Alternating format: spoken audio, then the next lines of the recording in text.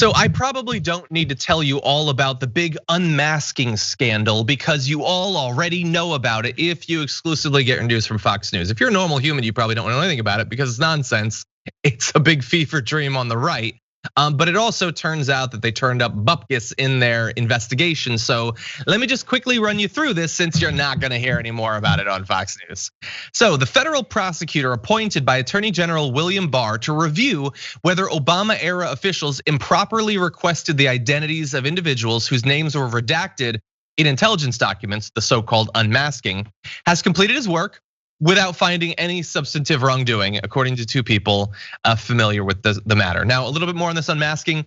Though unmasking is common and appropriate because it allows government officials to better understand a document they're reading, Trump and others suggested the list of requests that ultimately revealed Mike Flynn's name showed wrongdoing.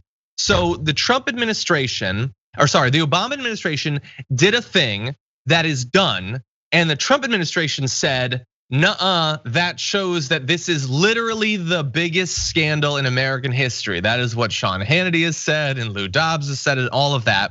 So they started this investigation and the idea was gonna be, we might show that there was actually harm done by this. And even if we don't, all the talk all along the way will be beneficial to us. So they got that. This was a big topic of discussion on Fox News.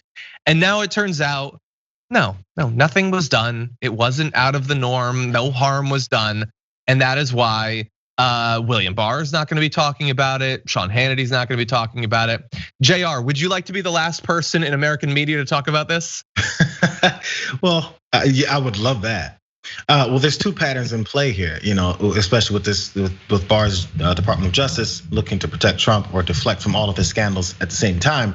Is there's so many things that they're addressing that they have to deflect and act like it was someone else that did it to them, that even their supporters probably can't keep up with the number of scandals. They're like, wait a second, I thought we were talking about Burisma and Ukraine. Wait a second, what about Russian interference? Hey, but then we have to also talk about the dossier. Oh, then we got to talk about the interference. Oh, they tried to get him out. Like, they can't keep track of all of the ridiculous lies that they're trying to deflect and call baseless and toothless, that are looking just to subvert this president, and he deserves 12 more years, whatever talking points that they want to bring up at the particular moment. So even their supporters probably can't keep up with one scandal deflection from the next. So even this, if they had decided to fake something to turn up from it, I don't think many people really would have glummed onto it, because it reminds me of Ron Johnson, Senator Johnson and Chuck Grassley. They did that probe into Ukraine, Burisma, Hunter Biden. We're gonna come with there's gonna be some concrete evidence to talk about what he did and how he did it and how much he profited and how his father helped him. You know what came of that, John? Did you hear about this? Can I tell you what came of that investigation? What? Nothing, just like this last one. And after they talked all this big game for so long, after nothing came up, there was something that they decided to hide. There was one testimony that came from Ron Johnson's his thing. His witness said that Rick Perry, he was working for under Trump, and he said there was a scheme where they had corruption efforts where he forced this Ukraine company to actually hire someone else that was along with Republican buddies to enrich him. That came of the investigation that Ron Johnson was trying to get something on Hunter Biden for. We didn't hear about that part because they're like, well, as we were trying to come up with bogus information, we actually got some real corruption information from an official that was put in place under this president. Let's not do that part, is what the conclusion was. So now that Barr now has another investigation that's come up with nothing, all he can say now is, well, let me be quiet. There's like multiple, I think CNN even did it, multiple instances where Trump was talking about, this is the biggest news story. No one else needs to talk about anything else. Do you guys understand what the Obama administration did to me? I would love for him to talk about it today. I would love for him to explain in plain language clearly what he thinks the story is, and I guarantee he can't. Which is fine. Look, this has been referred to as the Fox cinematic universe. It's like if I were to reference something in particular that Drax did, and you don't watch those movies, it wouldn't make any sense. That's what this is. Trump's problem is that he's like a nerd like me who doesn't get that not everybody watches these movies. So at the debate, he made references to stories that you would have to be deep into the Fox cinematic universe to know what the reference is.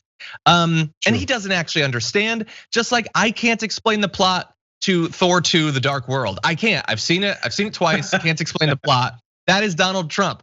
I can make reference to it. I just did. Can't explain what it's actually about.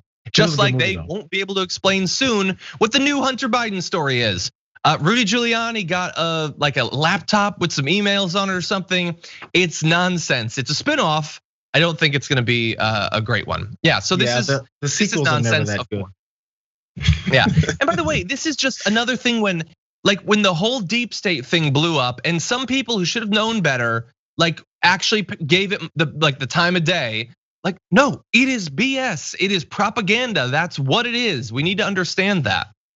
Yeah, so I'm sorry, keeping it in mind, the number of people that actually got something from this, or the 12 to 15 people that took all these investigations and see it as fact. Think of how much money we've wasted on these investigations from the Department of Justice to actually go after that. While we didn't go after real criminals, we still haven't addressed the white supremacy terrorism problem in the country because they're too busy going after these types of things that American taxpayers are paying for. And at the end of it, just kind of fizzles out and we don't talk about it anymore. We're talking about a waste of money. This is one of them. Yeah, massive. Yeah, exactly. So let's talk about how much they spent on the Mueller report. How much was spent on this? I don't know. I honestly really don't care compared to everything else that they spend money on, but it certainly costs money and time.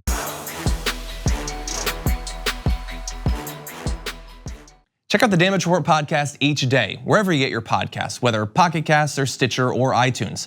You can join me as I give you the news and stories you want, with a range of co-hosts and interview guests jumping in on the fun each day. Again, that's the Damage Report, wherever you get your podcasts. And if you get them at iTunes, don't forget to rate and review. Sometimes I'll read them live on the show.